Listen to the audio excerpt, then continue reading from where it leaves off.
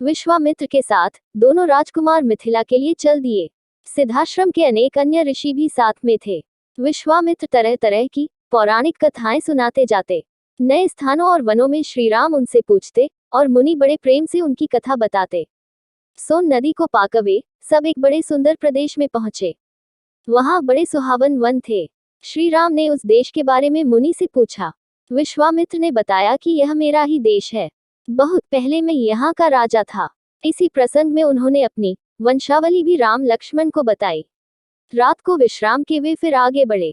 विश्वामित्र ने गंगा की उत्पत्ति, पार्वती की कथा और स्वामी कार्तिक के जन्म की कहानी राम लक्ष्मण को मार्ग में सुनाई। जब वे मिथिला के निकट पहुंचे तो नगर के बाहर उन्हें एक सुनासा आश्रम दिखाई पड़ा। श्री राम ने उसके विषय में जानना चाहा। ऋषि बोले, किसी समय ये गौतम मुनि का आश्रम था। जब वे अपनी पत्नी अहल्या के साथ यहाँ रहते थे तब इसकी शोभा अद्भुत थी। एक दिन बड़ी दुखद घटना हुई। एक रात को सवेरा हो जाने के भ्रम में जब गौतम ऋषि गंगा स्नान को गए तो ऋषि के भेष में इंद्र आश्रम में घुस आया। जब वह आश्रम से निकल रहा था उसी समय महर्षि गौतम आ पहुंचे। इंद्र को देखकर उन्हें क्रोध आ गया। उसे कठोर शाप दिया। उन्होंने अहल्या का भी त्याग कर दिया। अब वह पत्थर की मूर्ति की तरह रहती है। मन में राम राम कहती हुई दिन काट रही है।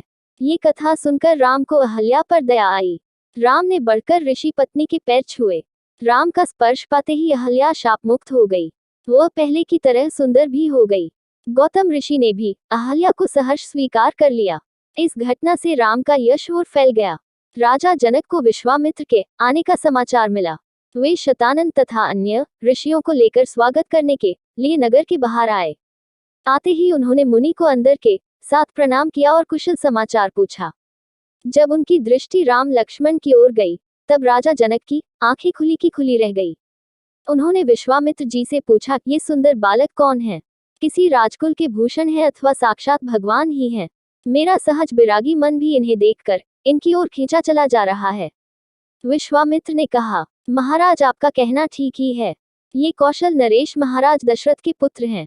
आपके सुनाभ नाम के विचित्र धनुष को दिखाने के लिए मैं इन्हें अपने साथ ले आया हूँ। पुत्री सीता के विवाह के संबंध में जो आपने प्रण किया है उसे मैं सुन चुका हूँ। राजा जनक ने मुनि की स्तुति की और यज्ञशाला के निकट ही एक रमणीक उद्यान में मुनि और राम लक्ष्मण के ठहरने का प्रबंध कर दिया। ते ही क्षण राम मध्य धनु तोरा, भरे भुवन धुरी घोर कठोरा। अगले दिन गुरु विश्वामित्र के साथ राम लक्ष्मण यज्ञशाला में गए। राजा ने उन्हें एक ऊंचे आसन पर बैठाया।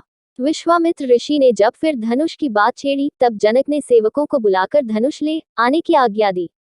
ये धनुष लोहे के 8 पहियों वाले एक बड़े संदृक में रखा था। उसे खींचकर जब सेवक ले आए तब राजा जनक बोले, मुनिव, ये शंकर जी का धनुष है। देवताओं ने हमारे एक पूर्वज देवरात को इसे दिया था। इस भारी धनुष को कोई नहीं उठा सका।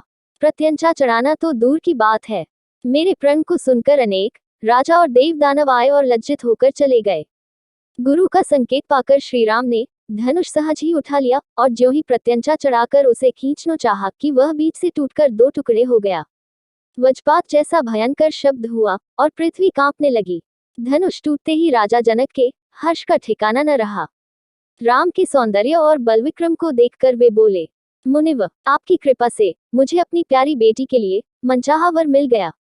अगर आपकी अनुमति मिल जाए तो मैं महाराज दशरथ के पास संदेश भेजकर बारात ले आने का निमंत्रण भेज दूं।